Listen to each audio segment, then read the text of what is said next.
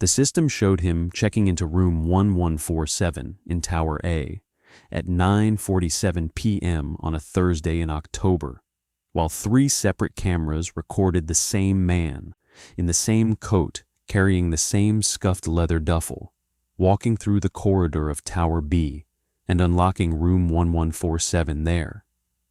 2 keycard reads, 2 doors, 2 rooms, 1 guest. The timestamp gap between the 2 entries was 11 seconds. Tower A and Tower B sit 420 feet apart, separated by a service drive, a pool deck, and a load-bearing wall that has no interior passage between them. There is no scenario in our property layout, none, where a person could cover that distance in 11 seconds. Not running, not on a cart, not in an elevator. The hallway from Tower A's elevator bank to the nearest crossover sky bridge alone takes 43 seconds at a brisk walk. I timed it myself 4 times on 4 different shifts before I told anyone what I'd seen. My name doesn't matter for this. What matters is that for 9 years I worked in surveillance at a casino property in Reno that I'm not going to name, because the company's non-disclosure agreement is the kind that follows you into your next job and the one after that. And I'll just say it was one of the larger ones off the main drag, a property that had 2 hotel towers connected by a casino floor and a convention space, with a combined room count somewhere north of 2,000. I started as a floor observer, the people who sit in the dark room watching the gaming pits for cheats and dealer mistakes, and I worked my way up to what we called systems integrity. Systems integrity is the team that handles the boring side of surveillance. We watch the cameras, yes, but we also reconcile the property management system against the door access logs, the elevator logs, the point of sale data, and the player tracking system. When something doesn't match, we figure out why. 99% of the time, the answer is that someone swiped a card wrong, or a sensor failed, or a guest gave their key to a friend. The remaining 1% is where this story lives. I'll explain how the system is supposed to work, because the contradiction only matters if you understand the floor underneath it. When a guest checks in, the front desk agent assigns them a room and encodes a key card. That encoding event creates a record in the property management system. The moment that key is used in a door reader, the access control system creates a second record. Those 2 systems talk to each other every 15 seconds, reconciling. If a key is encoded but never used, that's flagged after 24 hours. If a key is used but was never encoded, that's flagged immediately, because that means someone has cloned a card or the encoder malfunctioned. The cameras are a 3rd layer. Every elevator, every corridor, every door to a guest floor has coverage. The footage is retained for 30 days on the active server and another 90 days on the archive. The system is redundant on purpose. Casinos lose money when they can't account for who was where and when, and the gaming control board takes a dim view of properties that can't produce records. The guest's name on the reservation was something forgettable. I'll call him Mr. Halloran because that's close enough to what it actually was. He'd booked a king suite 3 weeks in advance through the standard reservation channel, paid with a credit card that cleared without any flags, and requested a high floor. He was a Players Club member at the silver tier, which meant he gambled enough to get comped meals, but not enough to get a host's attention. The kind of guest who walks through the property 1,000 times a year and nobody remembers seeing him. His check-in was uneventful. The agent at the desk that night, a woman who'd been with the property for 6 years, encoded 2 keys, handed him a parking validation, and pointed him toward the Tower A elevators. The PMS recorded the check-in at 9:47:14 p.m. The first door read on room 1147 in Tower A came at 9:47:51, which is consistent with the elevator ride and the walk down the hall. 37 seconds. Nothing unusual. The door read in. Tower B came at 9:48:02. 11 seconds later. Different keycard number, different encoder. A key that, according to the PMS, had never been encoded. The flag came up on my screen at 9:48:17, 15 seconds after the second read, when the systems did their reconciliation pass. I remember it specifically because I'd just refilled my coffee and I was annoyed that I had to set it down. Phantom key reads were not unusual on their own. The encoders sometimes hiccuped, especially the older units, and a maintenance tech could trigger a read accidentally with a MasterCard.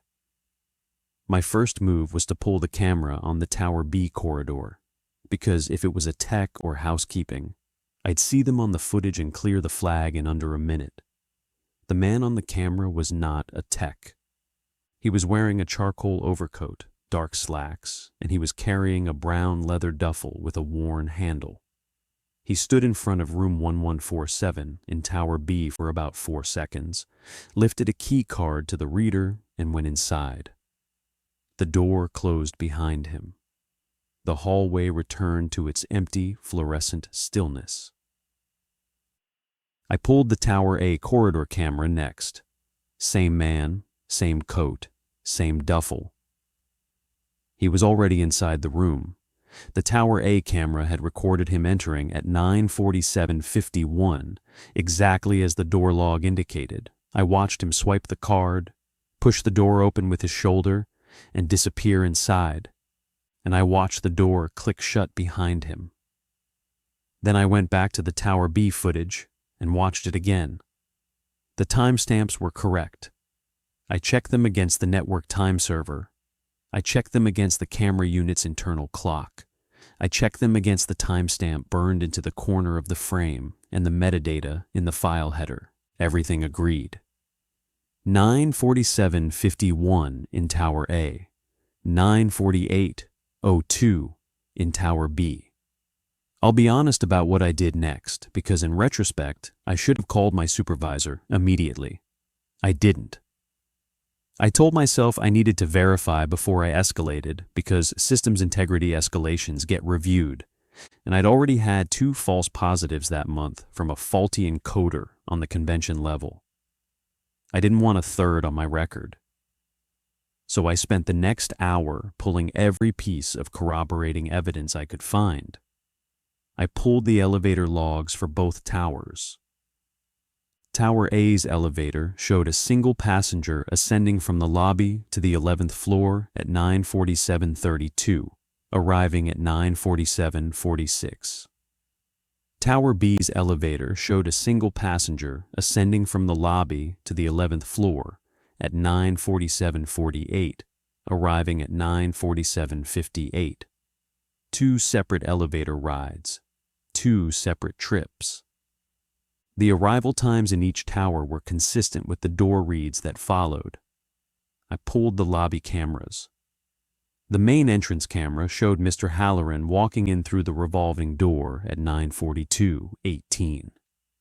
He went to the front desk, checked in, took his keys, and walked toward the Tower A elevator bank.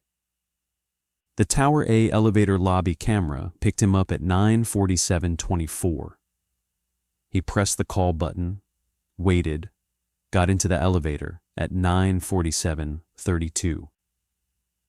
There's only one camera angle on the lobby that covers the path from the front desk to the Tower B elevator bank, and it's a wide shot from the ceiling. I watched it from 9:42 onward at quarter speed. He never appears in it. He never walks toward Tower B.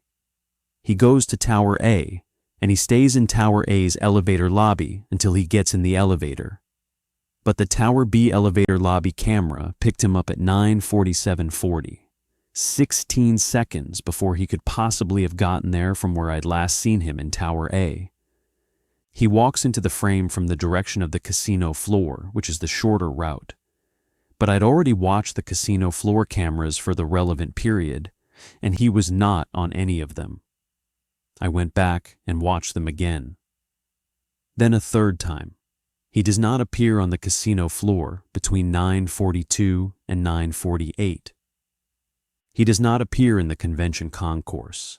He does not appear in the pool corridor or the parking garage elevator lobby. He simply walks into Tower B's elevator lobby from a direction in which no camera shows him traveling. This is the part I want to be careful about because I've thought about it for a long time and I still don't have a clean explanation. The cameras on this property are not perfect. There are blind spots. I know where every one of them is because part of my job for years was identifying them and recommending coverage upgrades. The blind spots on the main floor are small.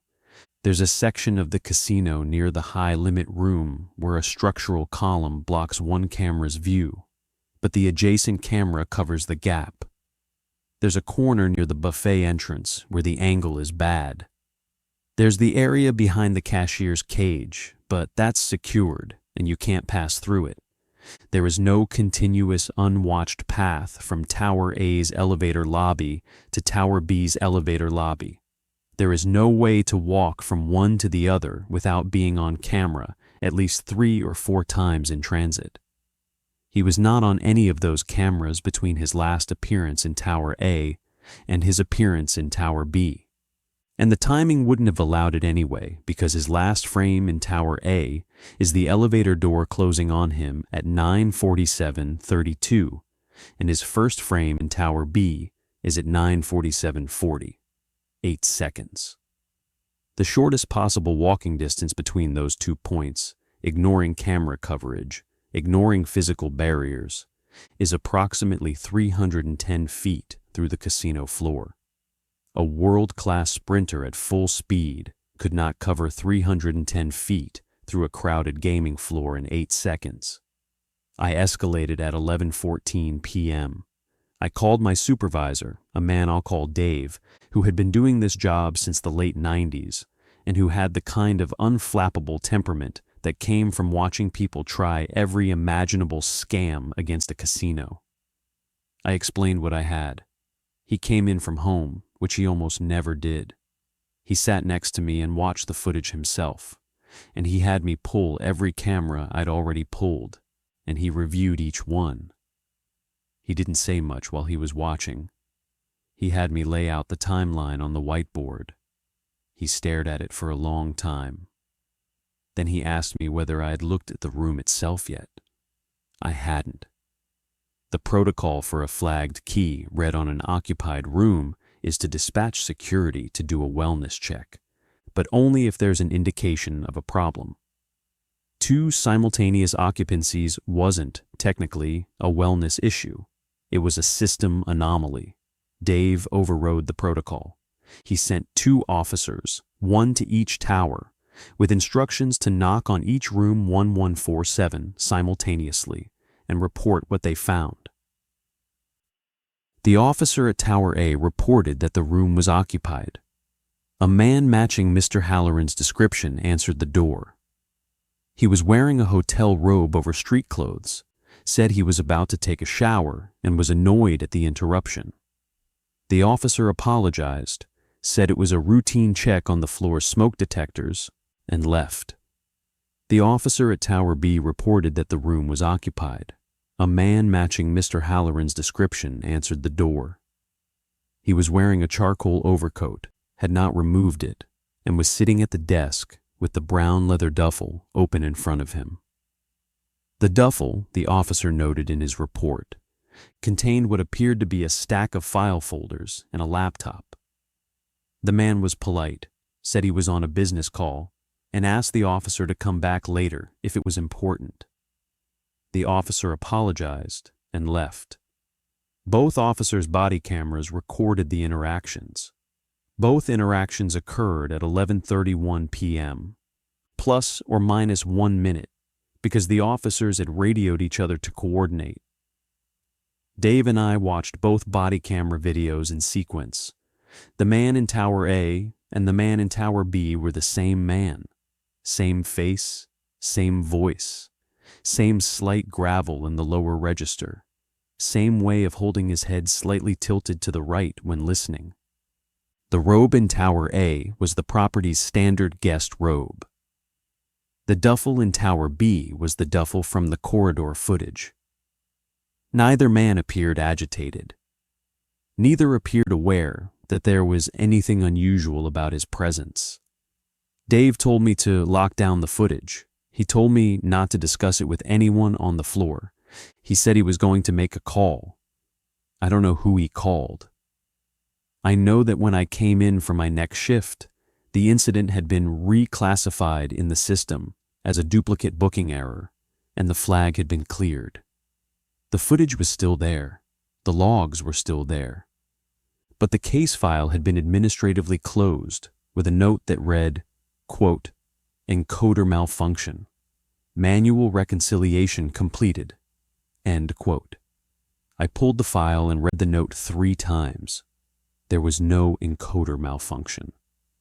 The encoders had functioned exactly as designed. The 2 key cards had been encoded by 2 different machines in 2 different parts of the property, and both encoder logs were intact and consistent. I asked Dave about it that morning. He told me to leave it alone. He didn't say it harshly. He said it the way a man says it when he's already had the conversation I was about to have with someone above him and he'd lost. He said, and I'm paraphrasing because I don't want to put words in his mouth, that some things don't reconcile, and the job is to know which ones to stop trying to reconcile.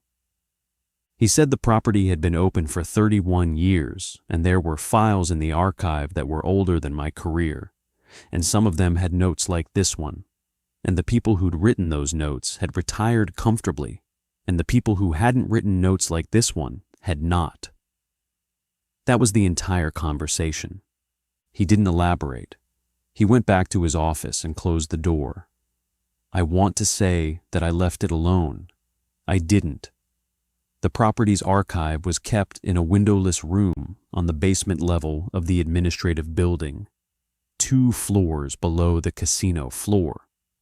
Surveillance staff had access for legitimate research purposes, which usually meant pulling old footage for litigation discovery or for gaming board audits. I had a legitimate reason that month. We were preparing a quarterly compliance report, and I needed to verify some historical data on a separate matter. I used the access I already had, and I stayed late and I started reading. I'm not going to describe everything I found. Some of it was mundane. Some of it was the kind of thing that happens in any large hotel, the kind of thing that gets quietly settled and never makes the news. But there was a folder in the back of one of the older cabinets, labeled with a series of letters and numbers that didn't correspond to any classification system I recognized. And inside it were incident reports going back to the early 90s. Not all of them were from this property. Some of them were from other properties owned by the same parent company. Some of them were from properties that had been sold off years ago.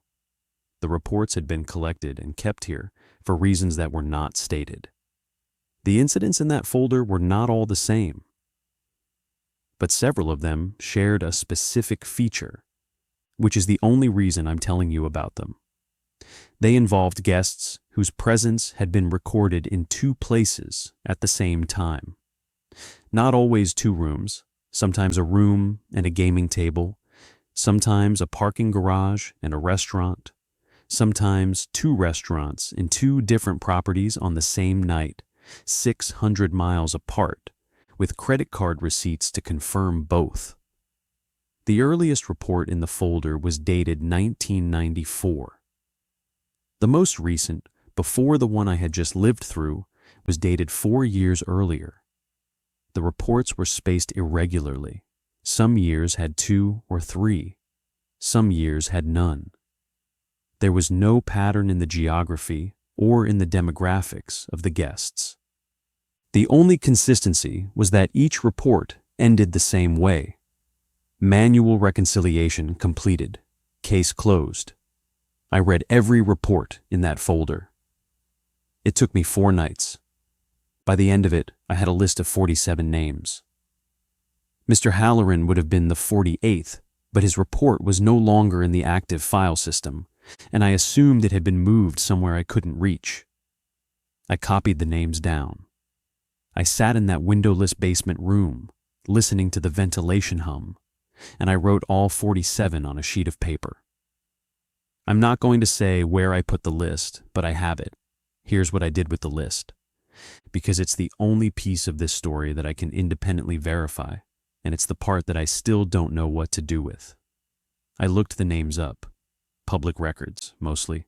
Newspaper archives, social media, the kind of research anyone with a library card can do. I was looking for a pattern. I expected to find that some of them had died or disappeared or been involved in some kind of legal matter that would explain why their information had been retained. That's not what I found. What I found was that all 47 of them were, as far as I could tell, alive. Several of them had social media accounts that had been updated within the last week. One of them was a small business owner in a Midwestern city, whose company website listed his email address. Another was a retired teacher whose obituary was not findable because she had not died. They were ordinary people. They had ordinary lives. None of them, as far as I could find, had any public connection to any of the others. I want to be clear that I did not contact any of them. I considered it. I drafted an email to one of them once, a man who worked in insurance in Phoenix, and I sat with the draft open for about 2 hours before I closed it without sending. I didn't know what I would say. I didn't know what answer I was hoping for. If I asked him whether he remembered being in 2 places at once on a specific night in 2003, and he said no, what had I learned? If he said yes, what had I learned then? I left the property 8 months after the Halloran incident. I didn't leave because of it exactly. I left because the work had started to feel different. I would sit in the surveillance room and watch the floor and find myself counting how many times I saw the same guest on different cameras, counting the seconds between sightings, trying to verify every shift that the people I was watching were where they were supposed to be. It was not sustainable. I took a job in corporate security at a logistics company, which is what I do now. The work is boring, which is what I wanted. I didn't hear about Mr. Halloran again until almost 2 years later. I was at a conference in Las Vegas, the kind of industry event where surveillance people from different properties get drinks and complain about their software vendors. I ran into a woman I'd worked with briefly who had moved to a property in Atlantic City. We caught up. She asked if I remembered a particular incident from when we were colleagues, and she described, without using his name, a situation that I knew had to be Halloran. She had been the supervisor on the swing shift the week after, and she had been the one who pulled the room records the next morning to verify that he had checked out cleanly. She told me he had checked out of Tower A at 7:14 a.m. on Friday morning. The PMS recorded the checkout, and the cameras showed him leaving through the main entrance with his duffel bag at 7:23. She told me that Tower B had no record of a checkout from room 1147 that morning, or any morning that week. The room was listed as occupied through Sunday, when the reservation expired. Housekeeping entered the room on Sunday afternoon, per the standard turnover protocol. She told me that the housekeeper who entered the room had filed an incident report, because the room had not been used. The bed was made, the towels were untouched, the minibar was full, the trash was empty. There was no sign that anyone had been inside the room since the previous turnover. The keycard log for the door, however, showed that the room had been entered 14 times during Mr. Halloran's stay, at irregular hours, including 3 times between 2 a.m. and 5 a.m. on different nights. The housekeeper had reported the discrepancy to her supervisor. The incident had been logged as a sensor malfunction and closed. I asked my colleague whether anyone had pulled the corridor footage for those entries. She said someone had.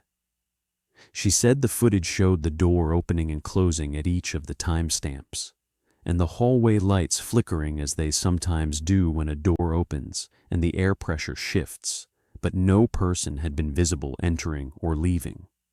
She said it had been classified as a door sensor fault, and the footage had been archived with the incident report. She said she had watched the footage herself, and she had not been able to explain it, and she had stopped trying. We didn't talk about it for very long.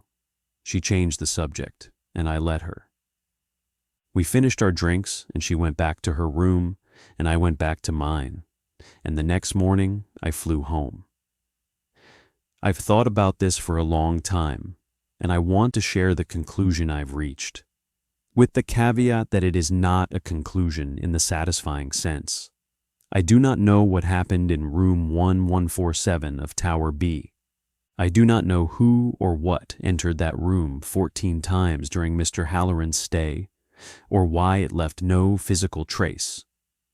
I do not know whether the man my colleague's officer spoke to in that room, sitting at the desk with the duffel open in front of him, was the same man who checked out of Tower A on Friday morning, or whether he was something else that wore the same face. I do not know whether Mr. Halloran himself knew that there were two of him that night, or whether he ever learned. I do not know what the parent company knows, or how long they have known it, or what the folder in the basement archive is for, or who decided that manual reconciliation was the appropriate phrase for whatever process closes those files. What I do know is this. The surveillance industry runs on a single unstated assumption, which is that every person who walks into a building is one person, and that person is in one place at any given time. And the systems we use are designed to track that single person through that single space. When the assumption holds, the systems work. The reconciliation passes complete. The flags stay green. The reports get filed, and the auditors leave satisfied. When the assumption does not hold, the systems do not break. They simply produce records that cannot be true, and the people whose job it is to read those records have a choice, which is to insist on the truth of the records, or to accept that some records are administrative artifacts and move on. The industry has, as far as I can tell, settled on the second option.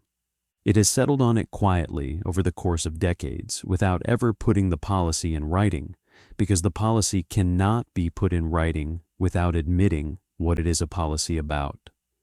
I have one more thing to say, and then I'm done. About 6 months ago, my company sent me to a conference at a resort property in the Midwest. The check-in was uneventful. The room was on the 8th floor of a tower I'll not name. On the second night of my stay, I came back to my room around 11 and found the door slightly ajar. I pushed it open carefully. The room was empty. The bed was made. My suitcase was where I had left it. Nothing had been taken. I called the front desk and reported it. The agent apologized and said they would check the door log. She called me back 15 minutes later and told me that the door had not been opened since I had left the room that morning, except by me, when I had returned just now. She said the system showed a single entry at 11:04 p.m., which was when I had walked in. She asked if I was sure the door had been ajar, or if I might have left it that way. I told her I might have left it that way. I thanked her and hung up. I checked the door 3 times before I went to sleep. I locked the deadbolt and the secondary latch, and I put a chair against it, something I'd never done before and never thought I'd do. I lay in bed in the dark, and I listened to the building. I listened for the sound of a card being lifted to a reader, and for the small mechanical click of a door unlocking, and for footsteps that wouldn't be on any camera in the morning. I didn't hear anything. I slept eventually. In the morning, I checked out early and drove to the airport and took the first available flight home. I have not stayed in a hotel since. My company has been understanding about it. They let me take meetings remotely now, or drive when I can. I tell people I developed a fear of flying, which is not true, but it's an easier thing to explain than the real reason, which is that I do not want to be a guest in a building where the records of my presence might, for reasons I do not understand and cannot verify, begin to disagree with each other. I am one person. I am in one place. I would like the records to keep saying so. That is all I have.